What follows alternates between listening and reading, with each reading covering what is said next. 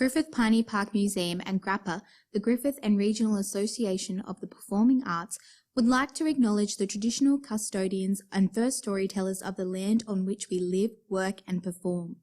We pay our respect to elders past, present and emerging, and we extend that respect to all Indigenous people on the airwaves today.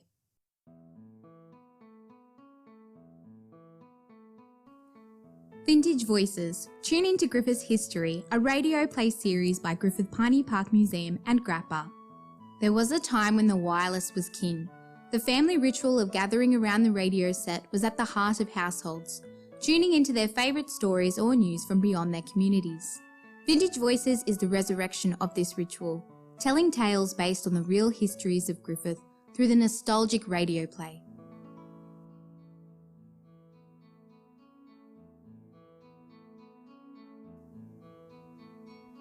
Tango Joes. After their eventful trip on Mickey Cush's coach, new Bagtown residents Alan and Johnny try out the treats at Tango Joe's tea room. Tango Joe Burgess made a name for himself when he arrived in Bagtown in 1912. He was described as a high-spirited entrepreneur. He opened his tea room and offered entertainment, accommodation, an arrangement of delicacies, such as his brown paper mustard sandwiches. He was also the creator of cordials, which he advertised boldly with his handmade signs. One of the most potent cordials was called Pinky. Pinky was thought to be quite alcoholic despite prohibition laws enforced in the MIA at the time.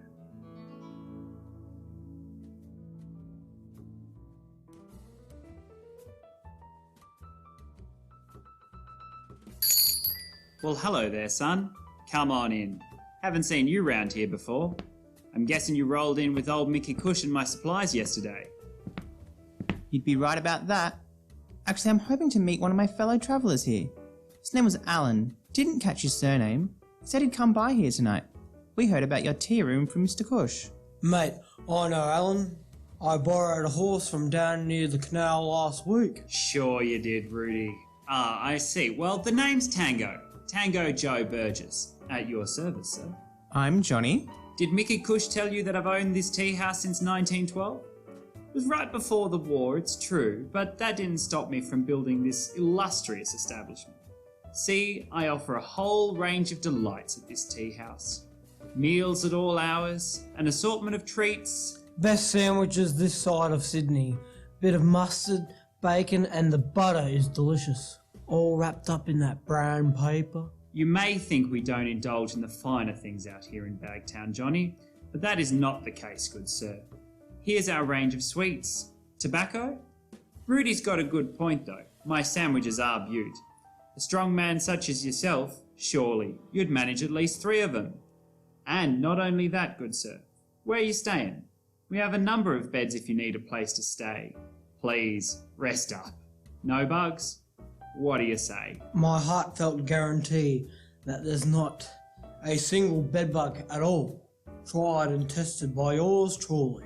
Oh, my wife and I have a place. Thank you though. Of course, a trip to Old Tango's wouldn't be complete without tasting my selection of famous, some might say infamous, cordials. I've got flavours for every member of the family. Lemonade, ginger beer, hop beer. Pinky, try the Pinky. As you can see, our friend Rudy here has a particular predilection for Pinky. It's my specialty. We're in a prohibition area, well sure, but once you've tasted Pinky, as long as Constable Ford's not snooping around hindering my sales, have a sip. Let me know what you think. Constable Ford? Where? Not here, Rudy. At ease. Why, that's delicious. Isn't it? Isn't it? The way those flavours roll across your tongue. That's due to my world-class machinery over there, see? Then it all runs through into the bottling machines. Once it's done, I mark them with my inscription. Is that you, Johnny? Oh, here he is. Good to see you again, mate. Have you met Tango Joe? Why, no, I haven't, but it seems, Tango, that you've been expecting me. I'm sorry, sir, I don't understand. That sign out front. Which one? The one about the dance this weekend? Should be quite an occasion. No, not that one. Why, that other one. The one that says free drinks tomorrow? Why, yes, sir, that's my guarantee. Well then, I demand my free drinks. See, my name's Morrow. Alan Morrow. Why, he's got you there, Tango. Free drinks tomorrow. Free drinks tomorrow. See, I said tomorrow, not tomorrow.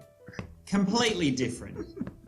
Rudy, shh. Go Burgess. Constable Ford, what can I do you for? I've had a complaint about Rudy again, being a public nuisance. See, Constable Ford? It's tomorrow, not tomorrow. Read the sign, Constable Ford. Pinky, panned and punched by Boo. All right, Rudy. Looks like I'll be sticking him to the tree again. Third time this week, Tango. It's not my fault you don't like using that Butte jail down the road, but I'm sure you know best. This is what? The fourth time Rudy will be handcuffed to that tree? I can see he's learned his lesson hard and well. Pinched and prodded by a ponderous policeman. You've sure got some cheek, Tango.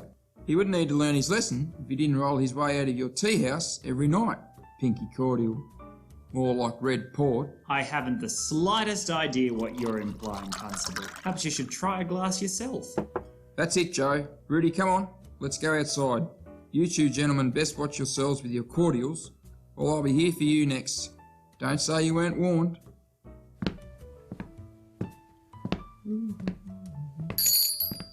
Well, there you go. You've had the pleasure of meeting Constable Ford. What'll happen to Rudy? Oh, he's right as rain. Ford will tie him up to one of the old trees out there and leave him till he's sober enough. Tomorrow morning, most likely. Ford doesn't like to use the jail, you know. Funny bloke. Anyone can see old Rudy's harmless. Bloody loud, but harmless. So he'll be back here tomorrow then? Rudy? Most definitely. Constable Ford? Probably not. You see, I have a few customers who love a bit of pinky cordial. Pretty fond of the hops too. They keep the constable on his toes, I guess. And you in business? Right you are there, son. And, speaking of business, how about another bottle of pinky? And a meal? I don't know if my wife would appreciate me being handcuffed to a tree on my second night in Bagtown. Same here. Might just leave it at one. Thanks, Tango. Oh, nonsense. You two aren't, Rudy. How about this? You order a nice hot meal and I'll think about throwing in a free pinky. Well, I am pretty starved. Well, there you go, Alan. Like you said, free drink tomorrow. Once only, fellas. Now you haven't got any brothers turning up, do you, Mr. Morrow? Might do, Tango. Might do. Best change that sign then. I'll be right back. Cheers to our new beginnings in Bagtown. Cheers to that.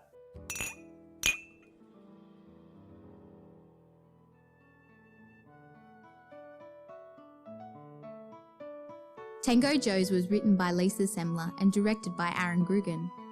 Produced by Bonnie Owen and Griffith Piney Park Museum. Edited by Aaron Grugan. Original music by Catherine Innes. Additional music courtesy of bensound.com.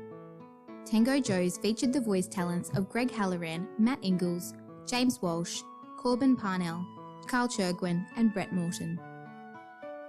Next week on Vintage Voices, it's first in Best Dressed in Ada Cummings' Piney Businesswoman.